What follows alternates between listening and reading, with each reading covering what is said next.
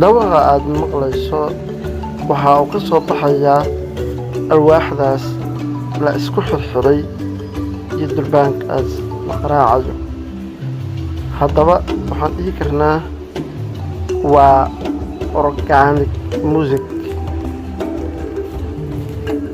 sida ay uga dhawaajinayaan. waxaa moodaaba muusikadii ugu dambaysay in ay qaraacayaan oo ay ka qaraacayaan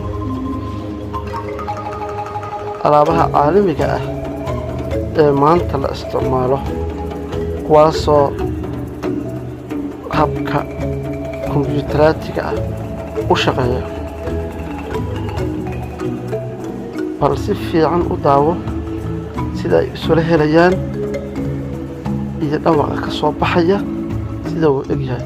waxaaba kaaga sii daran ummaddan ayaa u soo daawasho tegaysa oo waxaaba ku qabanayaan bandhig aan caalami ahayn bartamaha suuq ka mida suuqyada ugu waaweyn ee magaalada Cape Town ee waddanka Koonfur Afrika. weli dadkii fadhiga ma aysan soo gelin, laakiin dad kale oo u soo dukaamaysi tegay suuqan ayaa la yaaban sida ay wax u sameynayaan iyo qaabka ay muusikada uga hadalsiinayaan. caadi ma aha,